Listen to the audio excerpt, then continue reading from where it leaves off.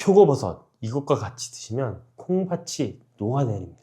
산속의 고기라 불리며 건강식품의 대명사로 알려진 이 표고버섯, 아마 많은 분들이 몸에 좋다는 말만 믿고 꾸준히 챙겨 드시고 계실 건데요. 그런데 이 귀한 버섯이 특정 음식과 만나는 순간에 여러분의 혈관을 막고 신장을 망가뜨리는 무서운 도구로 변할 수 있다는 사실 알고 계셨나요? 하지만 너무 걱정하지 마세요. 제대로만 드시면 표고버섯만큼 좋은 음식이 없습니다. 표고버섯에는 에리타데닌이라는 성분이 들어있어요. 이 성분은 혈액 속의 나쁜 콜레스테롤을 몸 밖으로 내보내고 혈관벽에 달라붙은 찌꺼기를 녹여내는 역할을 합니다. 쉽게 말해서 혈관 청소부예요. 미국 심장학회에서도 좋은 콜레스테롤은 높이고 나쁜 콜레스테롤은 낮추는 대표 식품으로 표고버섯을 꼽았을 정도입니다. 여기에 레티난이라는 항암 성분도 있습니다. 우리 몸에 면역세포를 깨워서 암세포와 싸우게 만드는 성분인데요. 실제로 표고버섯을 꾸준히 드시는 분들은 유방암 발병률이 57%나 낮아졌다는 연구 결과도 있습니다. 미국 식품의약국이 선정한 10대 항암 음식 중에 표고버섯이 들어간 이유가 바로 이 렌티난 때문입니다. 꾸준히 드신 분들은 2주쯤 지나면 아침에 얼굴 붓기가 줄어들고 한 달쯤 지나면 계단 오르내리는 게 한결 가벼워졌다고 하세요. 혈관이 깨끗해지니까 온몸 구석구석 피가 잘 도는 거예요. 그럼 이렇게 좋은 표고버섯 어떻게 드셔야 할까요? 이것만 기억하시면 됩니다. 먼저 표고버섯을 요리하기 전에 꼭 해주셔야 할 게 있습니다. 냄비에 물을 넉넉히 붓고 팔팔 끓으면 손질한 표고버섯을 넣고 2분만 데쳐주세요. 이렇게 한번 데쳐주는 것만으로도 퓨린 함량이 30%에서 60%까지 줄어듭니다. 퓨린이 뭐냐고요? 우리 몸에서 분해되면서 요산이라는 찌꺼기를 만들어내는 성분인데 이게 쌓이면 통풍이 오거나 신장에 무리가 갈 수 있거든요. 데친 물은 아깝다고 쓰시면 안 됩니다. 과감하게 싱크대에 버려주세요. 그 다음에 버섯을 찬물에 한번 헹궈주시면 됩니다. 이렇게 하면 퓨린은 빠지고 버섯살은 오히려 탱탱해져서 식감도 좋아집니다. 이렇게 깨끗해진 버섯을 가장 맛있게 드시는 방법은 들깨탕입니다. 물 800ml에 다시마 한 장 넣고 끓이다가 물이 팔팔 끓기 시작하면 5분 뒤에 이 데쳐둔 표고버섯을 넣어주세요. 거기서 5분을 더 끓인 다음 불을 약하게 줄이고 들깨가루를 듬뿍 넣어주시면 됩니다. 여기서 중요한 게 들깨가루는 꼭 마지막에 넣으셔야 됩니다. 처음부터 넣고 오래 끓이면 들깨의 좋은 기름 성분이 산패돼서 오히려 몸에 안 좋아집니다. 일주일에 2번, 3번 이 들깨탕 한 그릇이면 충분합니다. 그런데 이렇게 좋은 표고버섯도 잘못 드시면 제가 독이 된다고 했잖아요. 절대 같이 드시면 안 되는 조합이 딱 3가지 있는데 이 3가지만 조심하면 됩니다. 제가 지금부터 이 3가지를 알려드릴게요. 자, 첫 번째, 술과 내장 요리예요. 곱창이나 대창 같은 내장은 그 자체로 퓨린 덩어리인데 여기에 표고버섯까지 더해지면 요산이 폭발적으로 늘어납니다. 거기다가 술까지 드시면 신장이 요산을 내보내는 통로가 막혀버려요. 등산 다녀와서 막걸리 한 잔에 곱창 전골, 거기에 건강 챙긴다고 표고버섯 추가하시는 분들 많으시잖아요. 이 조합이 딱 최악입니다. 통풍 발작이 오거나 신장이 손상될 수 있으니까 절대 피해주세요. 둘째는 짭짤하게 조린 장조림입니다. 표고버섯 장조림이 밥 반찬으로 정말 맛있긴 하죠. 그런데 문제는 버섯이 간장물을 쭉 빨아들인다는 거예요. 나트륨이 한꺼번에 몸속으로 들어오면 우리 몸은 수분을 붙잡아 두려고 하고 혈액량이 늘어나면서 혈압이 올라갑니다. 이 압력을 신장이 고스란히 받아내야 하는데 마치 낡은 정수기 필터에 고압의 물을 밀어 넣는 것과 같아요. 드시더라도 국물은 절대 밥에 비비지 마시고 버섯만 건져 드세요. 자, 셋째, 생으로 드시는 겁니다. 산에서 갓 따온 싱싱한 표고버섯을 기름장에 찍어 드시는 분들 계시는데 이게 진짜 위험합니다. 버섯은 채소가 아니라 곰팡이의 일종인 균류거든요. 생으로 드시면 복통이나 설사를 일으킬 수 있고 심한 경우에는 온몸에 줄무늬 발진이 생기는 표고버섯 피부염이 올 수도 있습니다. 아무리 신선해도 반드시 익혀 드셔야 됩니다. 자, 반대로 표고버섯과 찰떡궁합의 음식들이 있는데요. 앞서 말씀드린 들깨 말고도 이 두 가지가 더 있습니다. 자, 첫 번째는 돼지고기 수육입니다. 듣기만 해도 정말 군침이 돌죠? 돼지고기는 단백질이 풍부해서 근육 유지에 좋은데 기름기가 걱정되시잖아요. 이때 표고버섯을 같이 드시면 버섯의 식이섬유가 장에서 지방을 붙잡아서 몸 밖으로 내보내줍니다. 단백질을 흡수하고 기름기는 빼는 거죠. 자, 다만 삼겹살처럼 불에 직접 굽지 마시고 물에 삶은 수육이나 찜으로 드셔야 됩니다. 찜기에 표고버섯을 깔고 그 위에 기름기 적은 앞다리살을 올려 써보세요. 고기 육즙이 버섯에 스며들면서 맛도 정말 좋습니다. 자, 또 하나는 미역입니다. 미역의 이 끈적끈적한 알긴산 성분이 몸속 중금속과 노폐물을 흡착해서 변으로 배출시켜 주거든요. 표고버섯이 혈관을 청소하는 동안에 미역이 장을 청소해 주는 거예요. 표고버섯 미역국 한 그릇이면 혈관과 장을 동시에 관리하실 수 있습니다. 다만 주의하셔야 할 사항이 있어요. 50세 이후에 여성분들이 특히 통풍 환자가 급증하고 있는데요. 폐경 전에는 여성 호르몬이 요산을 몸 밖으로 내보내는 걸 도와주거든요. 근데 폐경 이후에는 이 호르몬이 확 줄어드니까 요산 배출 능력도 같이 떨어지는 겁니다. 실제로 여성 통풍 환자의 80%에서 90%가 50세 이후에 발생해요. 그럴 때일수록 표고버섯을 잘 맞는 음식과 함께 드시면서 몸을 지켜야겠죠?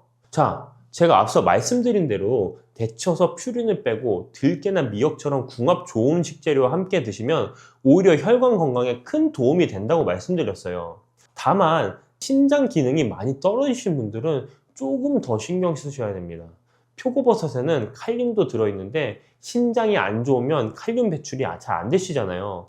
이런 분들은 데치기를 2번이 아니라 3번, 4번 해주시면 칼륨까지 싹 빠질 수 있습니다. 신장 아프신 분들은 꼭 이 부분을 유의하셔서 드시면 좋겠습니다. 자, 마지막으로 공복에는 드시지 마세요. 버섯의 식이섬유가 빈속에 들어가면 속이 쓰릴 수 있습니다. 식사 중간이나 식후에 드시는 게 가장 좋습니다. 혈관을 청소해주는 에리타데닌, 암 예방해주는 렌티난까지 정말 귀한 성분들이 많이 들어있는데요. 다만 어떻게 드시느냐가 중요합니다. 제가 데쳐서 드시라고 말씀드렸죠. 오늘 장 보실 때 표고버섯 한 봉지 한번 담아 보시고요. 제가 말씀드린 이 방식대로 데쳐서 드시는 아주 작은 습관 하나가 여러분의 혈관을 지키고 건강한 하루가 될 겁니다. 오늘도 건강한 하루 되세요. 여러분, 라면이 김치찌개, 된장찌개보다 좋다는 거 아시나요? 우리가 라면에 대해 잘못 알고 있었던 것들 오늘 하나씩 싹 풀어드리겠습니다. 이게 무슨 소리냐 하실 수 있어요. 라면이 짜다는 걸 다들 아시잖아요. 그런데요, 라면 조리법 보시면 물 500ml에 스프 넣고 끓이라고 되어 있거든요. 이 기준대로 끓이면 나트륨이 대략 1700에서 1800mg 정도 됩니다. 그럼 김치찌개는요? 한 그릇에 2000mg이 훌쩍 넘어가요. 된장찌개도 비슷하고요. 평소에 자주 드시는 국물 요리들, 사실은 라면보다 나트륨이 더 높은 경우가 많습니다. 그런데 왜 유독 라면만 나트륨 폭탄이라고 불렸을까요? 라면에 대한 오해, 이것 말고도 더 있어요. 라면 좋아하시는 분들 많으시잖아요. 출출할 때, 야식으로 간단히 한 끼 때울 때. 근데 드시고 나면 괜히 찜찜하셨던 적 있으시죠? 방부제 들어갔다던데, 기름이 나쁘다던데, MSG 범벅이라던데, 이런 얘기들 때문에 맛있게 먹고도 후회하신 적 있으실 거예요. 근데요, 이 얘기들 과연 사실일까요? 결론부터 말씀드리면 대부분 오해였습니다. 먼저 방부제 얘기부터 해볼게요. 라면 유통기한이 보통 6개월이에요. 그래서 방부제 넣은 거 아니냐 이렇게 생각하시는 분들 많거든요. 그런데요, 라면 만드는 과정을 보면 면을 고온에서 튀기고 열풍으로 건조시켜요. 이 과정에서 잡균이 다 죽고 수분도 10% 이하로 떨어집니다. 미생물이 번식하려면 최소 12% 이상의 수분이 필요한데 라면은 그 조건이 안 되는 거죠. 그래서 방부제를 넣을 필요가 애초에 없었던 겁니다. 그 다음 파뮤 얘기. 라면 튀길 때 파뮤 쓰는데 이게 몸에 안 좋다고 알려져 있잖아요. 근데 파뮤는 과자, 빵, 시리얼에도 다 들어가요. 식물성 기름이고 비타민 A, 비타민 E 같은 성분도 들어있어요. 대규모 연구 결과를 봐도 파묘가 콜레스테롤을 크게 높이지 않는다고 나와 있습니다. MSG는요?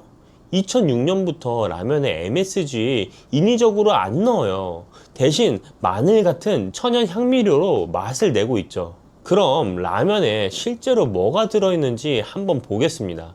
라면 한 봉지에 탄수화물이 약 60%, 지방이 25%, 단백질이 10% 정도 들어있어요.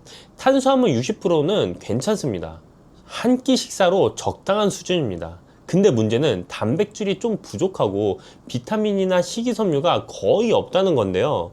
그러니까 라면 자체가 나쁘다는 게 아닙니다. 라면만 먹으면 영양 균형이 안 맞는 거죠. 반대로 말하면 부족한 걸 채워주면 괜찮은 한 끼가 된다는 겁니다. 단백질? 계란 하나 넣으면 됩니다. 식이섬유? 콩나물 한 줌이면 충분합니다. 이렇게 곁들이면 라면도 훌륭한 식사가 될 수 있습니다. 예전에는 라면 드시고 나면 속이 더부룩하거나 얼굴 붓고 그러셨죠? 근데 이게 라면 때문이 아니라 먹는 방식 때문인 경우가 많습니다. 국물까지 싹 비우고 라면만 먹고, 그것도 밤늦게 드시면 당연히 다음날 붓죠. 나트륨을 한꺼번에 많이 섭취하니까요. 콩나물 넣고 계란 풀고 국물은 반만 드셔보세요. 다음날 확실히 다릅니다. 속도 편안하고 붓기도 덜해요. 특히 콩나물에 있는 칼륨이 나트륨 배출을 도와줍니다. 그래서 라면에 콩나물 넣는 게 맛뿐만 아니라 건강에도 좋은 조합인 겁니다. 똑같은 라면인데 어떻게 드시냐에 따라 몸이 받아들이는 게 달라집니다. 이게 그냥 하는 말이 아니에요. 실제 수치로 보여드릴게요. 라면 한 그릇, 나트륨, 조리법대로 끓이면 약 1700mg이에요. 김치찌개 한 그릇은요? 2000mg 넘어갑니다. 즉 우리가 자주 먹는 찌개류보다 오히려 더 낫다는 거예요. 파묘도요. 국제학술지에 실린 대규모 연구 결과를 보면 파묘 섭취 그룹이랑 다른 식용유 섭취 그룹이랑 콜레스테롤 수치 차이가 거의 없었습니다. 즉 파묘가 특별히 나쁘지 않다는 얘기예요. 방부제도요. 식품의약품 안전처 분석 자료를 보면 방부제 성분 자체가 검출되지 않습니다. 즉 애초에 안 들어갔다는 거죠. 라면이 몸에 나쁘다는 건 근거가 부족한 얘기였던 겁니다. 그럼 라면을 어떻게 드시면 좋을까요? 간단해요. 부족한 영양소를 채워주면 됩니다. 첫 번째, 계란 하나 꼭 넣으세요. 단백질이 확 올라갑니다. 풀어서 넣으셔도 좋고 반숙으로 올리셔도 좋습니다. 두 번째, 콩나물 한 줌 넣으세요. 식이섬유도 채워지고 콩나물에 있는 칼륨이 나트륨 배출을 도와줍니다.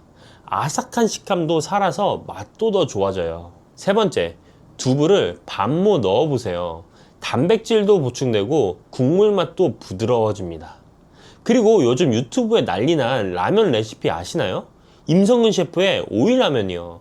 저도 먹어봤는데 진짜 맛있더라고요. 이게 맛도 맛이지만 식이섬유가 많이 들어가니까 최고의 건강 레시피더라고요. 만드는 법을 제가 알려드리겠습니다. 물을 끓으면 스프 넣고 계란과 들기름을 넣어줍니다. 여기서 단백질이 채워지죠. 면이 익으면 면만 먼저 건져서 그릇에 담아요. 불 끄고 얇게 썬 오일을 국물에 넣어서 살짝만 익혀주세요. 이렇게 하면 오이가 아삭하면서도 국물에서 시원한 향이 배입니다. 면 위에 국물 부어서 드시면 됩니다. 해장라면으로는 별미입니다. 나트륨 걱정되시는 분들은 이렇게 채소 곁들여 드시면 자연스럽게 줄어듭니다. 라면만 드시고 싶으신 분들은 국물만 절반만 남기셔도 좋습니다. 이것만 해도 나트륨 절반으로 줄어듭니다. 그러고 보니 궁금하신 분들 계실 거예요. 컵라면이랑 봉지라면 중에 뭐가 더 나을까? 정답은 봉지라면입니다. 이유가 뭐냐면요. 컵라면 용기 때문이에요. 요즘은 스티로폼 대신 종이로 많이 바뀌었는데 종이 안에 코팅이 되어 있거든요. 이 코팅이 뜨거운 물에 오래 담가두면 미세하게 녹아나올 수 있어요. 그래서 건강 생각하시면 봉지라면이 조금 더 낫다고 볼 수 있습니다. 근데 이런 분들도 계시잖아요. 아무리 그래도 기름에 튀긴 면이 찜찜하다 이러시는 분들이요. 그런 분들은 겉면 한번 드셔보세요. 요즘 건면 종류가 정말 많아졌어요. 신라면 건면, 진라면 건면 다 나와 있거든요. 건면은 기름에 튀기지 않고 열풍으로 건조시킨 거예요. 그래서 칼로리도 일반 라면보다 낮고 기름 걱정도 없죠. 면발이 조금 다르긴 한데 요즘 건면은 맛도 많이 좋아졌어요. 물론 일반 유탕면이 나쁜 건 아니에요. 앞에서 말씀드렸잖아요. 파묘 자체가 문제가 아니라고. 그래도 마음이 편하신 게 중요하잖아요. 기름기가 신경 쓰이시는 분들은 건면도 좋은 선택입니다. 결국 중요한 건요, 라면 종류가 아니에요.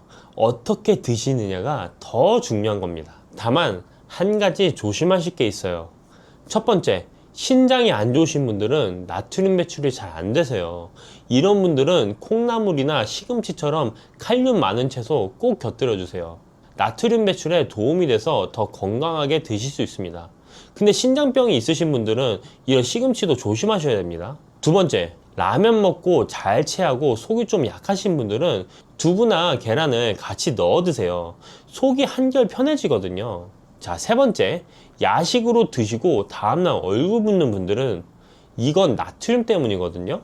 자기 전에 드실 때는 국물을 반만 드시고 물 한 컵 드시고 주무세요.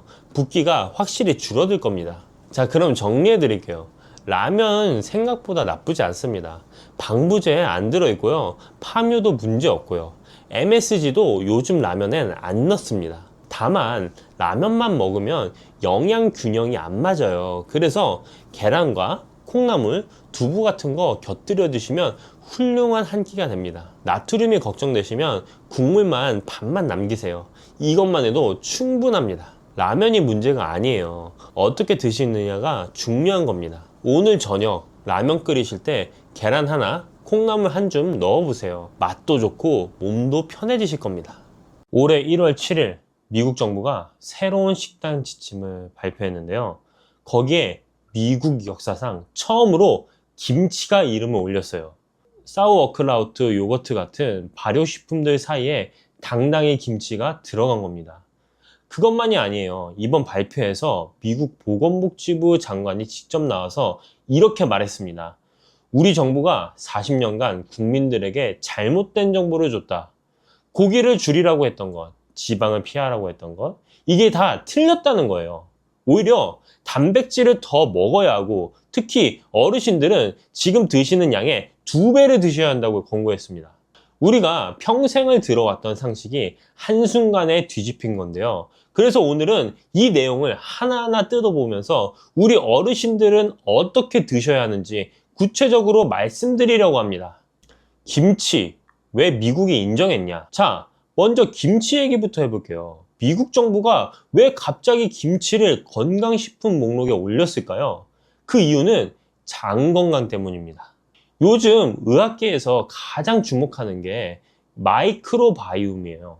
쉽게 말해서 장 속에 사는 세균들인데 이 세균들이 건강하면 면역력도 좋아지고 염증도 줄어들고 심지어 치매 예방에도 도움이 된다는 연구 결과들이 쏟아지고 있거든요.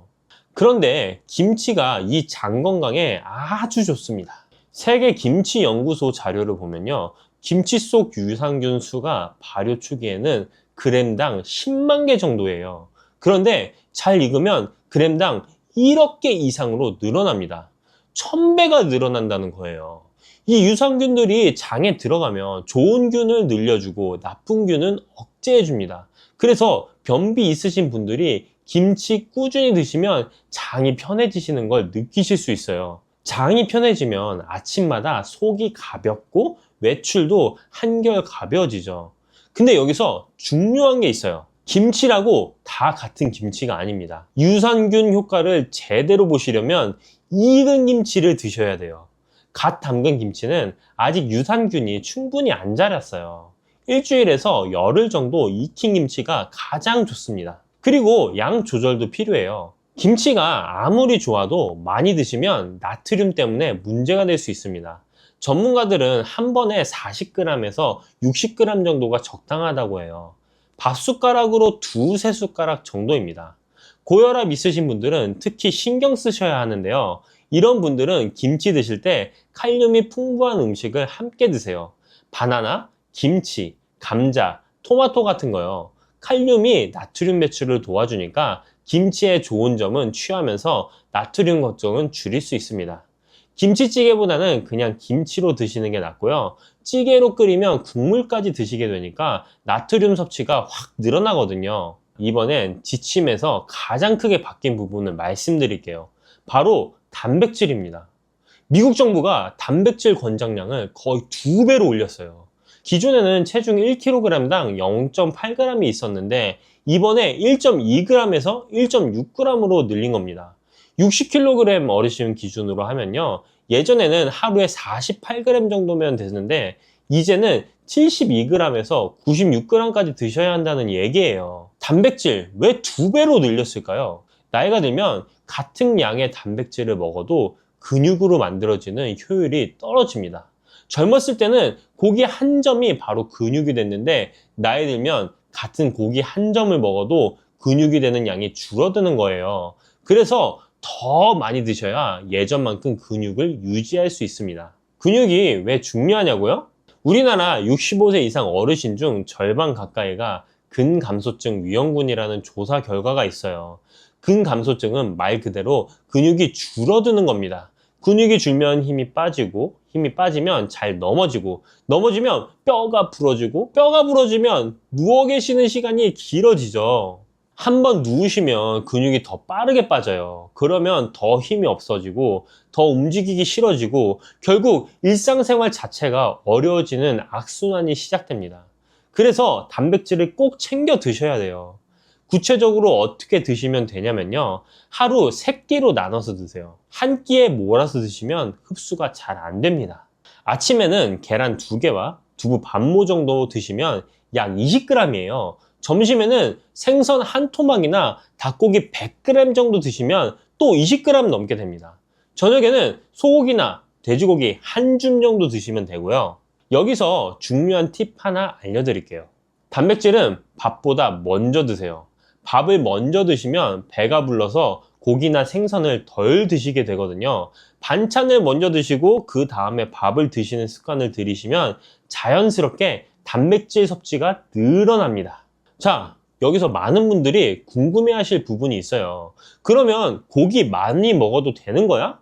이번 지침서에서 미국 정부가 이렇게 말했거든요. 그동안 탄수화물 섭취를 늘리기 위해 단백질을 악마화했다. 단백질과 건강한 지방은 우리 몸에 꼭 필요한 영양소다. 소고기, 돼지고기 같은 붉은 고기도 재평가됐어요.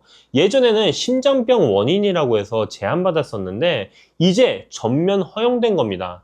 근데요, 여기서 조심하셔야 할 게 있습니다. 고기 많이 먹어도 된다는 말만 믿고 마음껏 드시면 큰일 나요. 사실 이번 지침에 대해 전문가들 사이에서도 의견이 엇갈립니다. 스탠퍼드 대학의 크리스토퍼 가드너 교수는 이렇게 비판했어요. 붉은 고기를 피라미드 맨 위에 올려놓는 건 수십 년간의 연구 결과에 반하는 것이다. 미국 심장협회에도 우려를 표명했고요. 붉은 고기 섭취 권고가 의도치 않게 포화지방 섭취를 늘려서 심혈관 질환 위험을 높일 수 있다고 했습니다. 실제로 붉은 고기를 과하게 드시면 심장병이나 대장암 위험이 높아진다는 연구 결과들이 여전히 있거든요. 그래서 균형이 중요합니다. 붉은 고기를 드실 때는 이렇게 하세요. 첫 번째, 기름기 적은 부위를 선택하세요. 삼겹살처럼 기름이 많은 부위보다는 안심, 등심, 앞다리살이 낫습니다. 둘째, 조리법을 바꾸세요. 튀기거나 굽기보다는 삶거나 찌는 게 좋아요. 굽더라도 기름이 빠지도록 석쇠에서 굽는 게 낫고요. 셋째, 채소를 2배로 함께 드세요. 채소의 식이섬유가 콜레스테롤 흡수를 줄여주는 역할을 합니다. 브로콜리, 시금치, 양배추 같은 채소가 특히 좋아요. 넷째, 빈도를 조절하세요. 일주일에 붉은 고기는 2~3번 정도로 하시고 나머지는 생선이나 닭고기, 콩류로 단백질을 채우시는 게 좋습니다. 콜레스테롤 수치가 높으신 분들은 불고기 대신 등푸른 생선을 더 자주 드세요. 고등어, 삼치, 꽁치 같은 생선에는 오메가3 지방산이 풍부해서 오히려 혈관 건강에 도움이 됩니다. 이번 지침에서 정말 중요한 게 또 하나 있어요. 미국 정부가 처음으로 초가공식품의 위험성을 공식 경고했습니다. 초가공식품이 뭐냐면요. 과자, 사탕, 탄산음료, 라면 같은 인스턴트 식품들이에요. 공장에서 여러 단계를 거쳐서 만들어진 음식들이죠. 케네디 보건복지부 장관이 이렇게 말했어요. 정부가 기업 이윤을 위해 국민들에게 거짓말을 해왔다. 오늘로 그것을 끝낸다. 아주 강한 표현이죠. 그만큼 심각하게 본 겁니다. 실제로 미국 성인의 70%가 과체중이고 청소년 3명 중 1명이 당뇨 위험군이래요. 이게 다 초가공식품 때문이라는 거예요. 설탕에 대해서도 강하게 말했습니다. 첨가당은 어떤 양도 건강한 식단의 일부가 아니다. 한 끼에 10g 이하로 제한하라고 했고 4세 이하 어린아이는 아예 설탕을 먹이지 말라고 권고했어요. 어르신도 마찬가지입니다. 나이 들수록 당뇨 위험이 높아지니까 단 음식은 줄이시는 게 좋아요. 손주들 간식 고를 때도 참고하세요. 과자나 달달한 음료 대신에 과일이나 견과류를 주시는 게 훨씬 좋습니다. 사랑한다고 달콤한 거 계속 사주시면 나중에 손주 건강에 안 좋을 수 있어요. 좋은 점만 말씀드리면 안 되겠죠. 주의하셔야 할 부분 다시 한번 정리해 드릴게요. 첫 번째, 포화지방 10% 제한은 여전히 유효합니다. 이번 지침에서 지방과의 전쟁을 끝낸다고 했지만 포화지방 제한은 그대로예요. 버터, 치즈, 기름진 고기를 마음껏 드셔도 된다는 뜻이 절대 아닙니다. 전문가들도 이 부분을 비판했어요. 붉은 고기를 권장하면서 포화지방 10% 제한을 지키라는 건 현실적으로 어렵다고요. 그러니까 균형 있게 드셔야 합니다. 둘째, 개인차를 고려하셔야 합니다.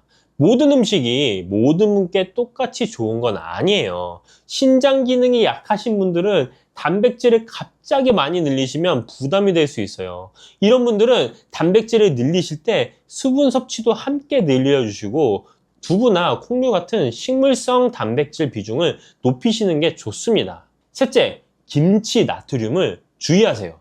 앞서 말씀드렸지만 다시 한번 강조합니다. 김치 좋다고 많이 드시면 혈압이 올라갈 수 있어요.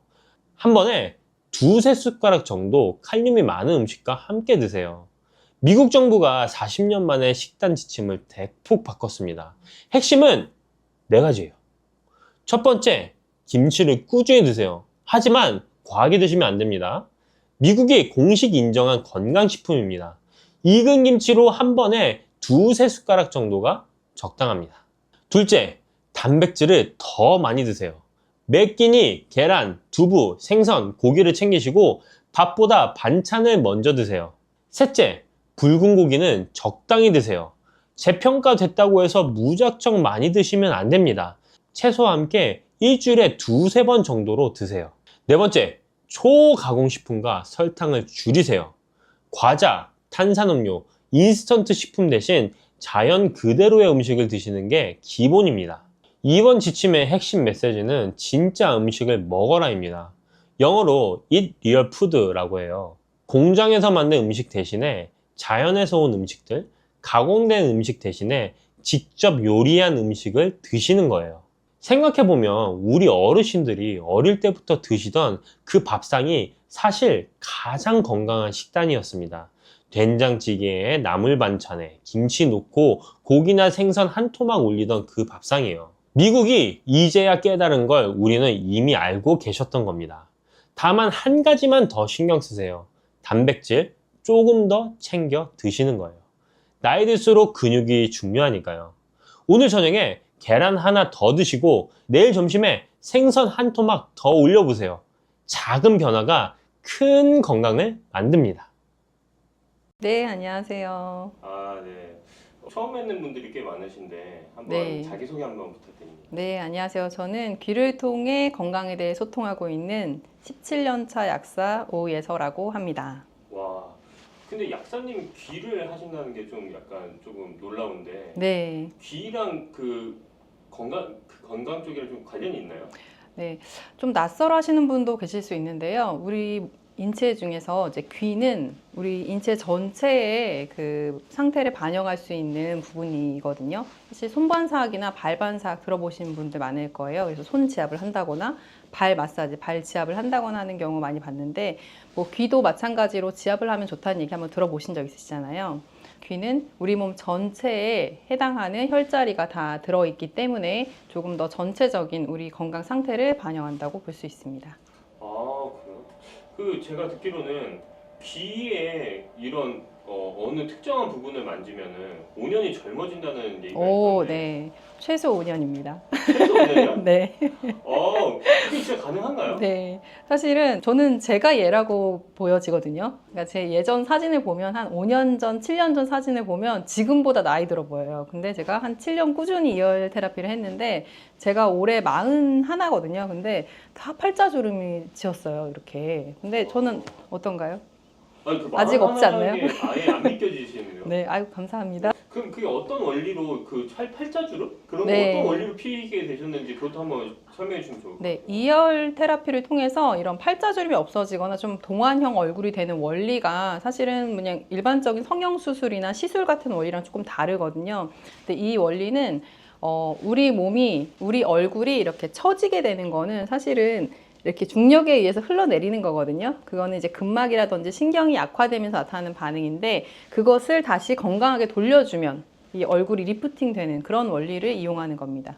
근막이라는 게 어떤 건지 좀 정확히 좀 말씀해 주세요. 근육을 둘러싸고 있는 막인데요. 이런 것들이 이제 유착이 되거나 아니면 약해지거나 하면은 이렇게 굳게 돼요. 사실은 뭐 두피나 이런 데도 굳어지게 되면은 표정도 부자연스러워지게 되고 어떤 경우에는 한쪽만 그런 반응이 나타나면 비대칭이 생기기도 하고요.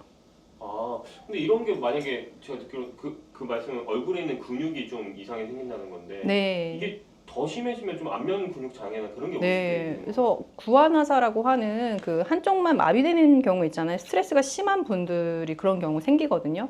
그래서 그런 부분, 그런 증상에도 이제 이어 테라피를 통해서 좀 개선시키는 그런 사례가 있기도 합니다.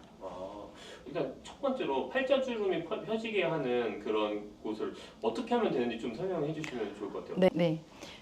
사실 팔자주름이 생기면 대부분이 이제 이 팔자주름을 괴롭히세요. 이거를 막 이렇게 문지르고 이쪽을 어떻게 뭐 주사를 맞고 해서 이쪽을 괴롭히시는데 사실은 간단한 원리로 이 얼굴 전체에 이렇게 올려주면 사실 주름이 없어질 거잖아요. 그래서 그 원리를 사용하시면 좋은데 귀에서는 어디에 해당되는 자리를 지압을 해주면 되냐면 기본적으로는 팔자주름이든 아니면 얼굴 뭐 이렇게 부종이라든지 이런 것들은 림프 순환이 안 되면 생기게 되거든요. 불필요한 이 부종이 생길 때 얼굴에 그러면은 그게 부어 있다 빠지고 하면서 탄력이 떨어지고 주름이 질 수 있기 때문에 기본적으로 요 턱관절 자리에서 시작돼서 이쪽이 림프 순환을 시켜주는데 도움이 되는 자리예요. 요렇게 귓바퀴 안에 홈. 그래서 여기서부터 시작해서 이쪽을 지압해주거나 지압을 할 수 있는 귀 패치들이 있거든요. 그런 걸로 부착을 해서 지압을 해주는 방법이 있습니다. 그리고 추가적으로 요쪽을 조금 더 이렇게 올리고 싶잖아요. 그러면 요쪽에 해당되는 이 상악이랑 하악, 요쪽에 해당되는 곳이 요쪽 상악, 그 다음에 여기 하악 자리가 있습니다. 상악, 하악. 그래서 이 턱관절 자리와 상악 자리, 하악 자리를 같이 요쪽을 시술을 해주면 도움을 받을 수 있습니다.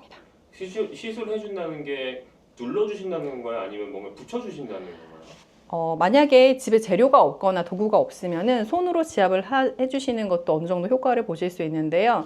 이 귀 지압 패치 안에 이렇게 볼 같은 게 들어있는 지압 패치들이 있어요. 그런 것들로 부착을 해주는 거. 그렇게 하시게 되면 더 많은 효과를 보실 수 있습니다. 근데 제가 딱 보면서 느껴지는 게 네. 저 큰 귀가 나도 있었으면 좋겠다. 그렇죠. 이거 많이 한림하세요.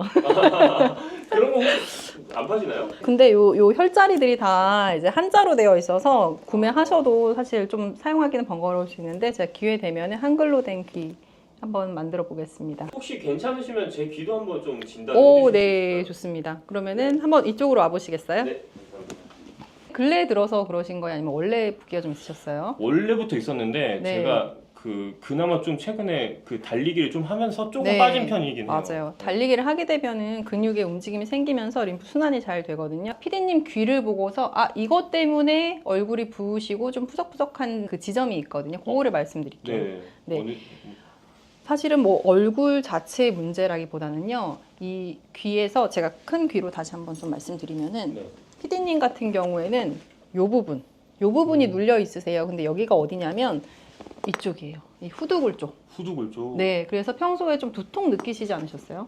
제가 7월 달 동안 한 달 내내 두통약을 먹고 그쵸. 있었어요. 그러니까 여기가 이렇게 눌려 있으시면 심한 두통을 느끼게 돼요. 그래서 진통제로도 잘 조절되지 않는 악성 두통, 악성 편두통을 느끼게 되는데 이 부분이 지금 눌려 있으시기 때문에 이쪽이 약간 막혀 있는 거예요. 순환이 잘 안 되는 거예요. 그래서 머리도 무겁고 두통도 생기고 그러다 보면 이 목에서부터 머리로 순환이 잘 안 되기 때문에 얼굴이 좀 붓거나 탄력이 좀 떨어지거나 이런 증상을 겪을 수가 있어요. 아, 그렇기 때문에 그러신 거예요. 사실은. 그러면은 네. 여기를 많이 누르면 되나요? 네, 경추를 많이 풀어주시면 되는데 네. 귀 지압을 할 때는 제가 아까 지금 턱관절하고 상악하악 자리 요거 말씀드리고 림프 자리 말씀드렸잖아요. 네. 근데 추가로 하시면 좋은 자리가 바로 경추 라인이에요. 여기 이쪽이 우리 몸에서 목에 해당되는 경추 자리거든요. 그런데 여기를 시술하거나 지압을 해서 풀어주시면은 얼굴 부종 가라앉는데 그리고 얼굴을 동안형으로 만드는데 도움이 됩니다. 신기하죠? 혹시 이거를 제가 지금 받아도 이게 바로 효과가 나올 수 있나요? 네, 맞아요. 그럼 한번 제가 시술을 촬영을 해봐드릴까요? 무릅쓰고 한번 제가 부탁을 한번 드려보겠습니다. 네, 그럼 제가 한번 시술을 해봐드릴게요. 네네. 턱관절 자리로 시작을 해서요. 이쪽에 시술을 하고 이런 지압 제품들이 있는데요. 안에 볼이 들어있어요. 그래서 이렇게 볼이 들어있는 걸로 얘가 작용하는 효과가 이제 원적외선을 방출하면서 기혈 순환을 도와주는 네. 아프죠? 진짜 아픈데요? 네, 좀 아프죠. 아프신 분도 있고요. 또 통증을 전혀 안 느끼시는 분도 있어요. 근데 아파요. 그렇죠. 왜냐면 그쪽이 안 좋으셨었기 때문에 이런 걸 혹시 한번 붙이면은 어느 정도까지 있어야 되나요? 3일 정도 붙이고 계시다가 교체해 주시면 제일 좋아요. 사실은 아. 막힌 부분을 여겨서 네. 어. 지금 눈썹이 떨리고 있어요. 네. 통증을 숨길 수 없네요. 살짝 참는. 그래서 경추 부분에 이렇게 시술해서 제가 좀 살살 할게요. 너무 네. 아프시면 안 되니까. 이게 혹시 한번 붙이고 나서 계속 아플 수 있나요? 통증이 점점 가라앉아요. 뭔가 우리 아. 몸에 이상이 있을 때 통증을 느끼는 건데 네. 점점 개선이 되거든요. 반복 시술할수록. 그렇죠. 조금 아프시죠? 이거 생각보다 주사보다는 안 아픕니다. 근데 좀 아파요. 네. 어떤 분들은 네. 되게 통증을 많이 느끼시고요. 여기는 머리 부분인데 여기 진짜 아픈데 네. 여기는 진짜 아픈데요. 두통이 있으셨다고 해서 제가 머리 부분도 좀 시술했고 여기는 상악 부분이랑 그다음에 아래쪽 턱 부분도 좀 추가로 시술을 해드릴게요. 아래 턱 부분이면 이쪽인가요? 이쪽? 네, 하악 쪽 여기. 하악 쪽. 네, 제가 평소에 계속 그 주무르던 곳이 네. 딱 요 귀로 바로 맞춰주셨네요. 오, 제가 네. 사실 솔직히 말씀드리면 제가 진짜로 이게 한마디도 안 했거든요. 이걸 관해서. 근데 오자마자 맞춰주셨어요. 네. 근데 귀 안에 제가 이게 네. 옆에서 보니까 이 네. 안쪽에 좀 염증도 있고 그래요. 그래서 아마 요새 조금 생각을 많이 하시거나 스트레스 받는 일이 있어서 몸에 염증이 좀 쌓여 있는 상태이신 것 같아요. 네, 맞습니다. 네. 컨텐츠도 네. 고민하시느라고. 근데 네. 앉으신 김에 림프 순환 자리까지 네. 이렇게 시술을 해서 아마 이렇게 이쪽을 봐주시면은 귀를 한번 보여드리면 좋을 것 같아요. 네, 한번. 이렇게 진짜 아파요. 여기가 진짜 아픈데요, 여기가? 이쪽이? 거기요. 네.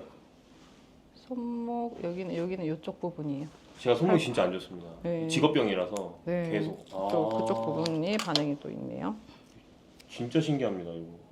이렇게 뒤에도 그래서 이제 지금 이제 촬영하시는 동안에 여기를 꾹꾹꾹 눌러주시면은 아마 네. 촬영 끝나고 집에 가실 때쯤 되면은 네. 여기가 슬림. 근데 여기 진짜 실제 좀 빠지긴 했어요. 진짜요? 네, 보여요. 한번 저 봐주실래요? 네.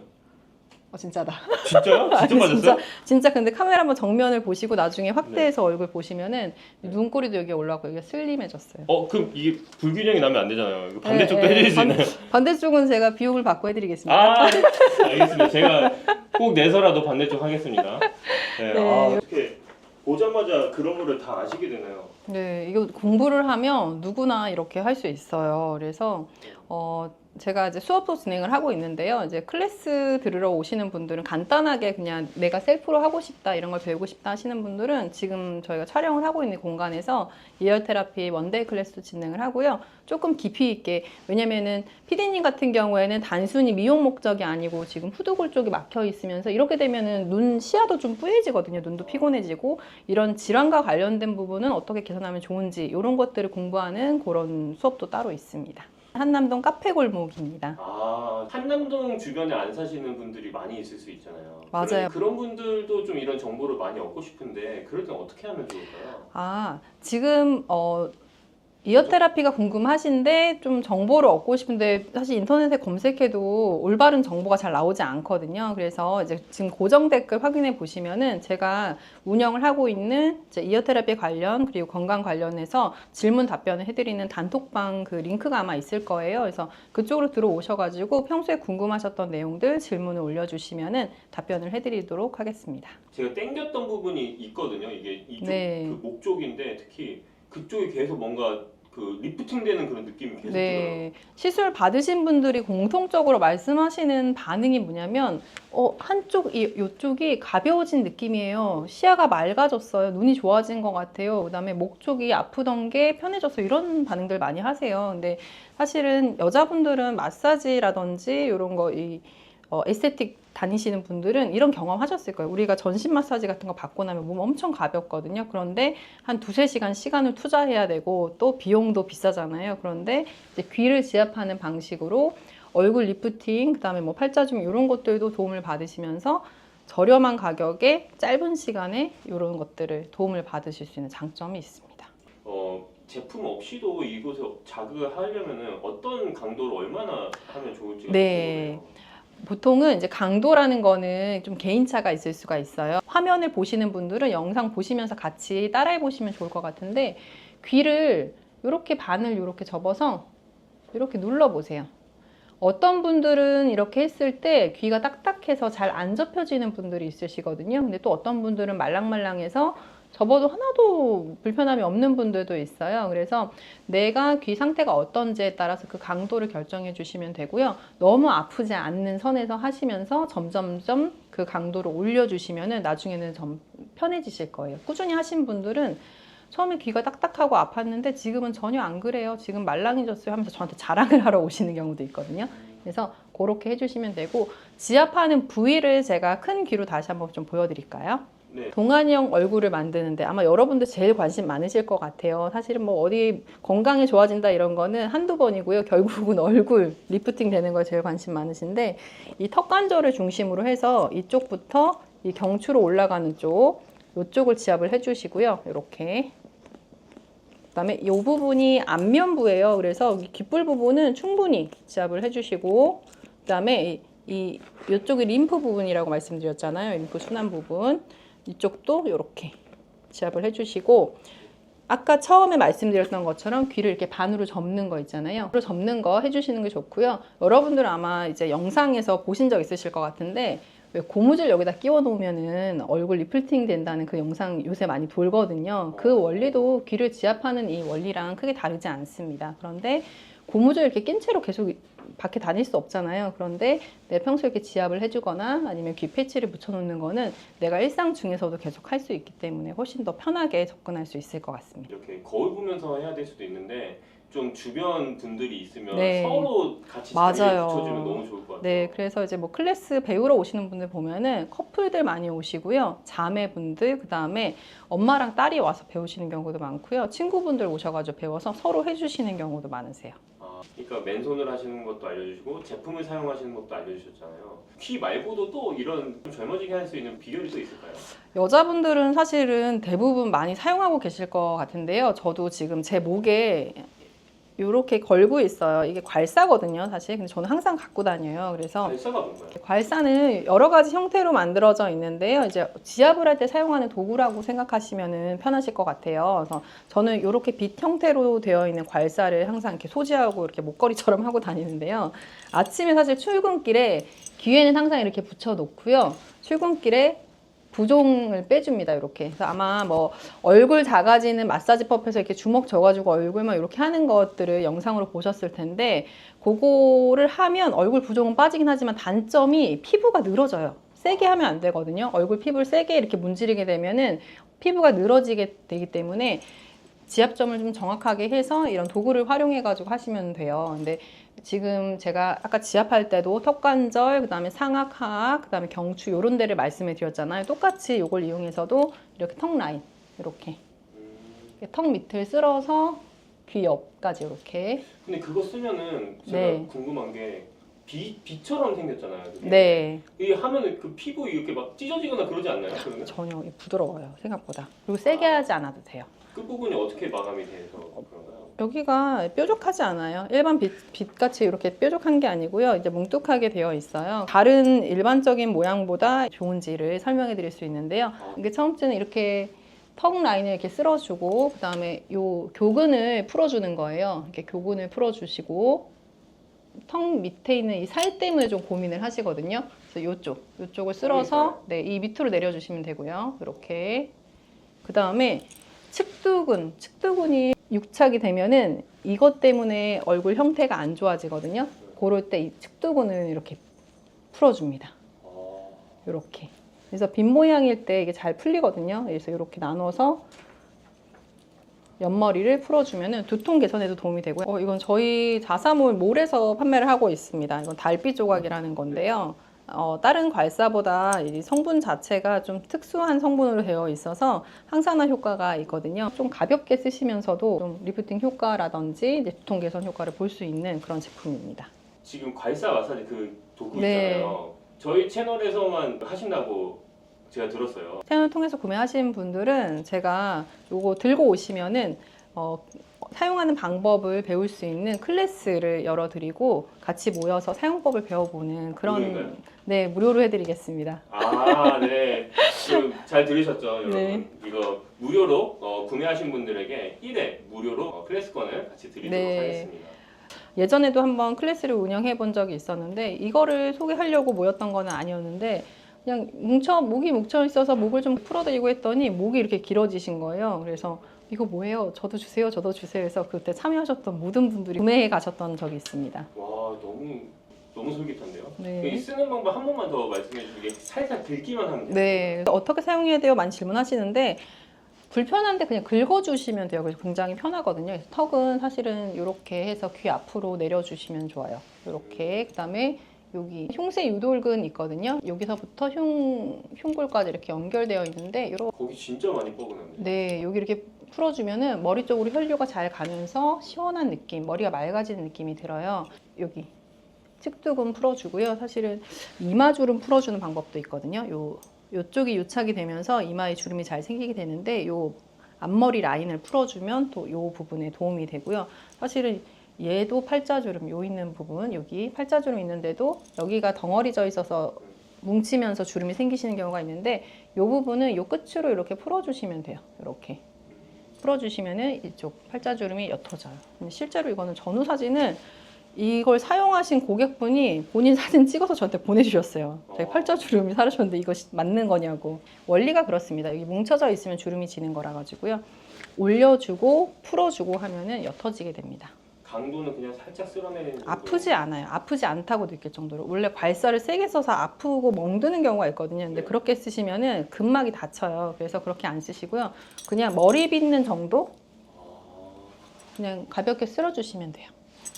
그래서 사용 용도는 되게 여러 가지가 있거든요. 사실은 뭐 손가락에 있는 신경 지나가는 마디에 쓸 수 있고 그 발이나 종아리에도 쓸 수 있는데 그런 것들은 또 차차 제가 또 말씀을 드리도록 하겠습니다. 네, 궁금하시면 댓글에 남겨주시면은 그 댓글 질문들 많이 올려주시면 다음 영상으로 또 준비해서 알려드리도록 하겠습니다. 네, 고정 댓글 보시면은 단톡방이 있을 거예요. 그 단톡방 들어오시면은 귀 지압과 관련된 내용, 그다음에 건강과 관련된 내용, 또 뭐 괄사 통해서 이제 부종 빼거나 아픈 곳을 이제 마사지하는 방법 이런 것들 안내해드릴 수 있으니까 그쪽으로 들어오시면 됩니다.